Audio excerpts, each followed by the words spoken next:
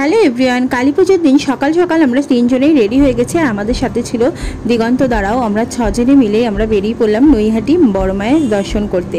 আর তোজো আমার দেখো মাঝখানে বসে ও একদম মানে ঘুমিয়ে পড়েছে, আর আমার এত মানে ধরতে অসুবিধা হচ্ছে।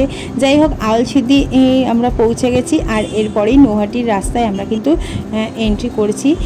আর এই দেখো ফার্স্ট প্যান্ডেল ছিল এটা খুবই সুন্দর প্যান্ডেল ছিল, তোমরা দেখতেই পাচ্ছ।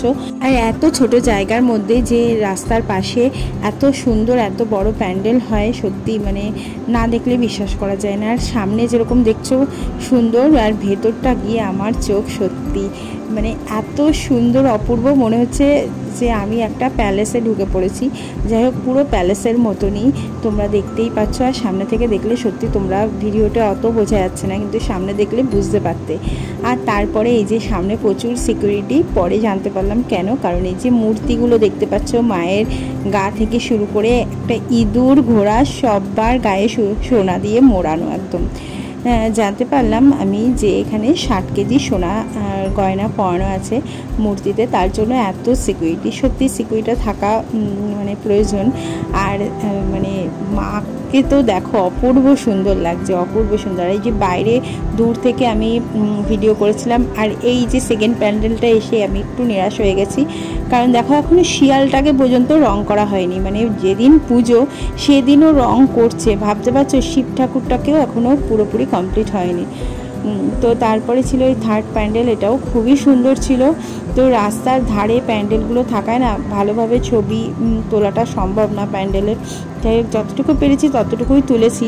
ভেতরটাও খুবই সুন্দর ছিল, আর মায়ের প্রতিমার হয়তো তুলনায় চলে না, মানে এত সুন্দর এক একটা মায়ের মূর্তি যে এত সুন্দর। এই যে দূর থেকে দেখো গাড়িতে উঠে কিন্তু আমি তোমাদেরকে দেখাচ্ছি, মানে দাঁড়ানোর কোনো জায়গাই নেই, কারণ পুরো গাড়ি যাচ্ছে, তার মধ্যে থেকে আমি ভিডিওটা করেছি। তো চলো যাওয়া যাক মায়ের মন্দিরে বড় মার সাথে দর্শন করতে।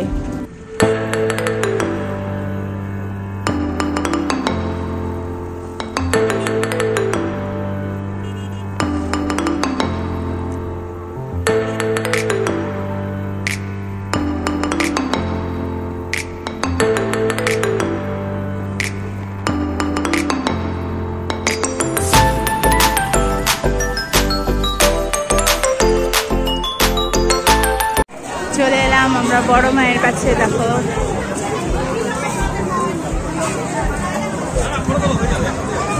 তো আমি তো দেখালাম তোমাদেরকে যে মা কালীর দর্শন, সেটা আই থিঙ্ক আমি ঠিক নামটা জানি না, এই মাকে বেচা কালী মা বলা হয়। তো এরকম এখানে জানো রাস্তা দিয়ে যেতে অনেকগুলো মায়ের মূর্তি পড়ে। এই যে আর একটা মানে মা বড় মায়ের সামনে যাওয়ার আগে আরও অনেকগুলো মূর্তি পড়ে, তো সেইগুলোই আমি পরপর আগে তোমাদের দেখাচ্ছি। মানে খুবই সুন্দর। আর এর আগের বছরও কিন্তু আমি কালী পুজোর দিনই এসেছিলাম, সেই ভিডিওটা তোমাদের সাথে শেয়ার করা হয়নি কোনো না কারণে মানে ভিডিওটা আমি শেয়ার করতে পারিনি। তো আমার কাছে এখনও আছে, আমি দিয়ে দেব। আর এই যে আর একটা মায়ের মূর্তি, তো তারপরেই কিন্তু ছিল তোমার এই যে ছোটো মা, আর ছোটো মার পরেই ছিল কিন্তু বড় মায়ের প্যান্ডেলটা আর কি। আর সেই সামনেটা দণ্ডি কাটছে, তোমরা জানোই প্রচণ্ড ভিড়। তো খুব কষ্ট করে কিন্তু মায়ের দর্শন করেছি আমি, তো খুব ভিড় ছিল। আর তখন মানে ভিডিও করতেই পারছিলাম না, দেখতে পাচ্ছ সামনে কতটা ভিড় মায়ের মূর্তির ওখানে। আর এখন আমরা কিন্তু পৌঁছে গেছিলাম প্রায় 8টা-9টার দিকে, এখন প্রায় 9টা বাজে। আর খুব খিদে পেয়ে গেছিলো, আমরা সবাই মিলে দেখো একটা ছোটো একটা রেস্টুরেন্টে চলে এলাম। আর এখানেই আমরা একটু লুচি আর ছোলার ডাল নিয়ে নিয়েছিলাম। আমাদের খুব খিদে পেয়ে গেছিলো, আর বাচ্চাগুলো ছিল সবারই খিদে পেয়েছে। আর খাওয়া দাওয়া সেরে আমরা কিন্তু এই যে গঙ্গার ঘাটের দিকে এসেছি, কারণ আমরা বাচ্চাদের নিয়ে এসেছি, ওদের খুব ইচ্ছা ছিল লঞ্চে ওঠার। তো দণ্ডিটা দেখতে পাচ্ছ, প্রচুর লোকে দণ্ডি কাটছে। তো এই আগের বার এই ঘাট থেকে উঠেছিলাম, বাট এবার নতুন ঘাট করেছে। দেখো এটা হচ্ছে নতুন ঘাট। তো এখান থেকে আমরা টিকিট কেটে নিয়ে আমরা কিন্তু লঞ্চে করে আমরা এবার চুঁচুড়ার দিকে যাব। তো আগের বছরও আমি তোজো আর তোমাদের দাদাভাই এসেছিলাম, তো আমরাও আগের বছরও মায়ের দর্শন করে কিন্তু লঞ্চে করে চুঁচুড়ায় গিয়েছিলাম। আর শুনেছি চুঁচুড়ার ওখানে গিয়ে যে ওখানে ঠাকুর আছে, তবে খুব বেশি না, অনেকটা দূরে দূরে ডিস্টেন্সে। ইচ্ছা ছিল যে চুঁচুড়ায় নেমে ওখান থেকে একটা টোটো ভাড়া করে তারপরে আমরা ওখানে ঠাকুরগুলো দেখব। বাট ওখানকার লোকেদের কাছে শুনলাম যে তোমার ওখানে প্রচুর ডিস্টেন্সে এক একটা ঠাকুর, তো সেই কারণে চিন্তা করলাম যে না, দরকার নেই, বাড়িতে চলে যাই, যেহেতু আমাদের মায়ের দর্শন হয়ে গেছে আর খুব তাড়াতাড়ি হয়ে গেছে। তো ভাবলাম যে তাড়াতাড়ি বাড়ি ফেরা যাক, আবার যদি পারা যায় তাহলে সন্ধ্যের দিকে আমাদের হাবড়ার ঠাকুরগুলোও দেখা যাবে। তো সেই কারণেই আমরা কিন্তু লঞ্চে উঠে গেছি, দেখতেই পাচ্ছ। তো কারণ মা বাবা কেউ তো ঠাকুর দেখাতে নিয়ে যেতে হবে, আর আমাদের হাবড়ায় আবার যেদিন পুজো হয় সেদিন একটু প্যান্ডেলগুলো ফাঁকা থাকে, গাড়ি করে দেখা যায়। তো সেই চিন্তাভাবনা করে আমরা শুধু চুঁচুড়ায় গিয়ে দাঁড়িয়ে একটু চাটা খেয়ে আমরা কিন্তু আবারও বেরিয়ে চলে এসেছিলাম নৈহাটিতে।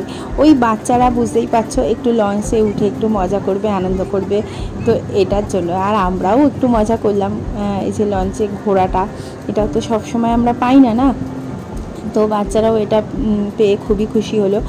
আর তোজো তো খুব আনন্দ, দেখো তোজোর বাবার কাছে বসেছিল, আর ও আমার কাছে চলে এসছে, কারণ আমি বসিনি সিটে, আমি এক পাশে রেলিংয়ে দাঁড়িয়েছিলাম দেখবো বলে।